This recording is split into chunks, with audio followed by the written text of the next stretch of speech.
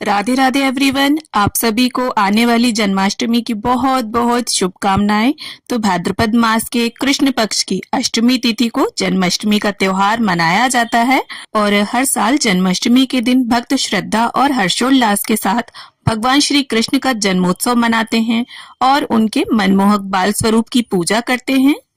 तो आज की इस वीडियो में मैं आप सभी को बताने वाली हूँ कि अगर आपके घर पर लड्डू गोपाल नहीं है तब आप किस प्रकार से जन्माष्टमी के इस पर्व को मनाएं और किस प्रकार से भगवान श्री कृष्ण की पूजा करें। अब देखिए, जन्माष्टमी का आप व्रत करें या ना करें, पर लड्डू गोपाल जी का, भगवान श्री कृष्ण जी का पूजन सभी को अवश्य करना चाहिए। तो इस प्रकार से देखिए, मैंने चौकी लगा ली है, थोड़ी बहुत बैलून से डेकोरेशन कर ली है। आप अपने हिसाब से लड़ियों से, फूलों से या लाइट से, जिससे आप डेकोरेशन करना चाहते हैं उससे डेकोरेशन कर लें। और मैंने यहाँ पर देखिए गौ माता को भी विराजमान कर लिया है। और देखिए, अगर आप अलग से चौकी लगाना चाहते हैं तो लगा लें, वरना आपके मंदिर में अगर स्पेस है, आप मंदिर में पूजा करना चाहते हैं तो आप मंदिर में भी इस तरह से पूजा कर सकते हैं। अपने मंदिर को अच्छे से डेकोरेट कर लें। अब इसके बाद देखिए, यहाँ फूलों का आसन देते हुए हम गणपति जी की स्थापना कर लेंगे।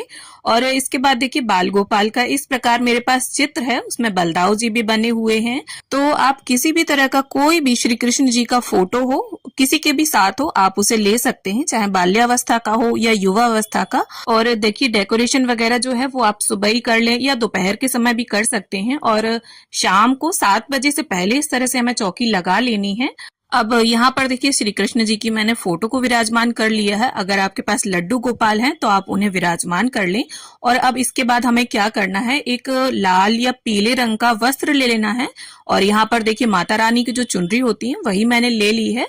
और इस तरह से पर्दा लगा देना है हमें फोटो के सामने। और एक खीरा रख देना है और एक सिक्का रख देना है। और खीरा देखिए, डंठल वाला अगर आपको मिल जाता है तो डंठल वाला खीरा आप यहीं समीप रख दें। और 1 रुपए का या तो नॉर्मल सिक्का रख दें या चांदी का सिक्का भी रख सकते हैं। अब इसके बाद देखिए, जब तक जन्म नहीं हो जाएगा 12 बजे तक, तब तक हमें इनको बिल्कुल भी हिलाना डुलाना नहीं है, छेड़ना बिल्कुल भी नहीं है। और जो बीच का समय होगा उसमें देखिए, आप भोग प्रसाद वगैरह बना लीजिए, मंदिरों में घूमकर आ जाइए, काफी सुंदर सुंदर झांकियां सजी होती हैं। और 12 बजे जब मंदिरों में शंखनाद होने लगता है, घंटे घड़ियाल बजने लगते हैं, तब हमें पता चल जाता है कि श्री कृष्ण जी का जन्म हो गया। तब इस प्रकार से ताली बजाते हुए, घंटी बजाते हुए या आप शंख भी बजा सकते हैं। तो इस तरह से ये करते हुए हमें बहुत ही आसान तरीके से श्री कृष्ण जी का जन्म कराना है। और अब जो खीरा हमने रखा था उसे सिक्के की मदद से देखिए, ऊपर का हिस्सा अलग करते हुए क्लॉकवाइज डायरेक्शन में, यानी सीधे हाथ के डायरेक्शन में इसको काटना है। और खीरे को डंठल से अलग करने के लिए चाकू वगैरह का इस्तेमाल नहीं करना है। तो देखिए, अब हमें क्या करना है, ये जो ऊपर का हिस्सा है इसे आप अपने घर के किसी क्यारे में दबा दें या गमले की किसी मिट्टी में इसको दबा दें। इसे नाल छेदन या नाल भेदन की क्रिया बोला जाता है। इस सिक्के को आप रख लीजिए और जो खीरा होगा उसे प्रसाद स्वरूप सभी लोग ग्रहण कर लीजिए। अब बाल गोपाल की छवि पर जो हमने पर्दा लगाया था उस पर्दे को बड़े ही आराम से हटा लेना है। अब इसके साथ ही एक शुद्ध देसी घी का दीपक और धूप हम प्रज्वलित करके रख लेंगे। और अब देखिए, गंगा जल और फूल की सहायता से गणपति जी को, बाल गोपाल को, बलराम जी को, गौ माता को, सभी को स्नान की भावना से छींटा दे देंगे। अब देखिए, हमें करना क्या है, एक खाली कटोरी लेनी है और पंचामृत लिया है मैंने यहाँ पर। उसमें दूध, दही, घी, शहद, शक्कर, पांचों चीजों को आपस में मिक्स कर लेंगे हम। और देखिए, यहाँ पर अगर आपकी धातु की मूर्ति है तो आप बकायदा उन्हें साक्षात अच्छे से स्नान कराएं। और यहाँ पर चूंकि मेरी मिट्टी की मूर्ति है गणपति जी की और कृष्ण भगवान की फोटो है, तो मैं यहाँ इस प्रकार से उन्हें सांकेतिक पंचामृत स्नान करवा लूंगी। और देखिए, गणपति जी को जब स्नान कराएं पंचामृत से तो तुलसी दल ना डालें। और कृष्ण भगवान को जब स्नान कराएं तो तुलसी दल डालकर इस प्रकार से 4 बार फोटो के आसपास घुमाते हुए हम उन्हें सांकेतिक पंचामृत स्नान करवा लेंगे। और ये जो पंचामृत है जिससे हमने स्नान कराया है, तो अब ये चरणामृत बन गया, तो परिवार के सभी सदस्य इसे ग्रहण कर लीजिए। अब इसके साथ ही वस्त्र की भावना से हम सभी को कलावा अर्पित कर देंगे। और देखिए, अगर आपके घर पर लड्डू गोपाल हैं तब आप जन्माष्टमी पर किस तरह से लड्डू गोपाल की सेवा करें, उनकी पूजा करें, उनके साथ जन्माष्टमी कैसे मनाएं, तो इसकी वीडियो मैंने अभी रिसेंटली अपने चैनल पर डाली है। लिंक आप सभी को मैं डिस्क्रिप्शन में दे दूंगी। अब इसके साथ ही गणपति जी को हम चंदन, रोली, अक्षत और पुष्प अर्पित कर देंगे और इसके बाद सभी का तिलक कर लेंगे हम। बलदाऊ जी का, श्री कृष्ण भगवान का, दीप देव का और साथ ही गौ माता का। तो देखिए, अगर आपके घर पर लड्डू गोपाल नहीं है और आप चाहते हैं उनकी सेवा पूजा का आनंद लेना, तो जन्माष्टमी का दिन सबसे शुभ दिन होता है उन्हें घर पर लाने के लिए। आप इस जन्माष्टमी उन्हें अपने घर लेकर आ सकते हैं, क्योंकि जिस घर में लड्डू गोपाल की पूजा, उनकी सेवा की जाती है, वो घर हमेशा खुशियों से भरा रहता है। तो इस प्रकार से देखिए, अब हम सभी को इत्र अर्पित कर देंगे और साथ में देखिए जो भी पुष्प हो आपके पास आप वो अर्पित करें। और देखिए, जन्माष्टमी के समय पर तो पुष्प काफी आसानी से मिल जाते हैं। और इसके साथ ही देखिए, मेरे घर पर आज बेला का फूल खिला था, तो कृष्ण भगवान को मैं वो अर्पित कर दूंगी।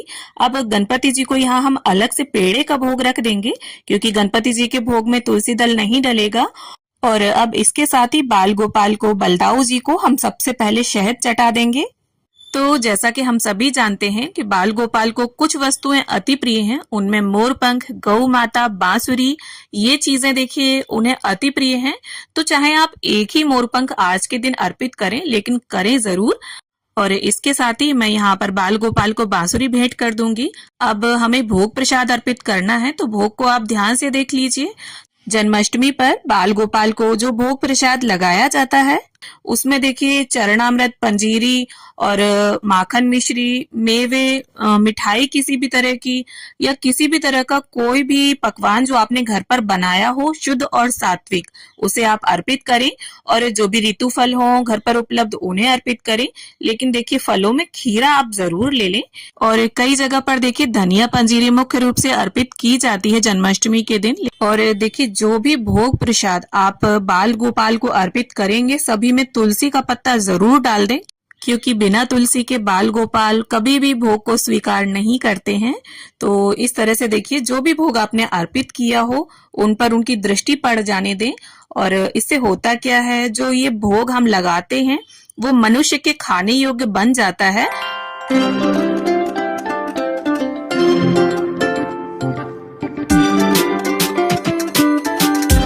और भोग अर्पित करने के बाद देखिए, जिस तरह से खाना खाने के बाद हम पानी पीते हैं, ठीक उसी प्रकार से बाल गोपाल को आप जल भी जरूर पिला दें। और इस प्रकार से देखिए, फिर तुलसी दल में अर्पित कर दूंगी बाल गोपाल को। अगर आपकी तुलसी में मंजरी आई हुई है, तो मंजरी वाला तुलसी दल आप अर्पित करें। अब इसके साथ ही देखिए, कुछ पैसे लेकर हम बाल गोपाल की न्योछावर कर लेंगे। और इन पैसों को या तो देखिए आप कन्या को दान कर सकते हैं, गौशाला में चारा खरीद कर इनका गाय को खिला सकते हैं, या बाल गोपाल की कोई वस्तु लेकर आ सकते हैं। और अब इसके बाद बड़े ही प्रेम भाव से हम गणपति जी की, बाल गोपाल की, बलदाऊ जी की, सभी की आरती उतार लेंगे। मैं आरती तेरी गाऊं ओ केशव कुंज बिहारी, मैं नित्य नित्य शीश नवाऊं ओ मोहन कृष्ण मुरारी। अब इसके बाद बाल गोपाल से हाथ जोड़कर पूजा में रही कमियों के लिए क्षमा याचना कर लेंगे और ऐसी प्रार्थना कर लेंगे कि वो अपना आशीष सदैव हम पर और हमारे परिवार पर बनाए रखें।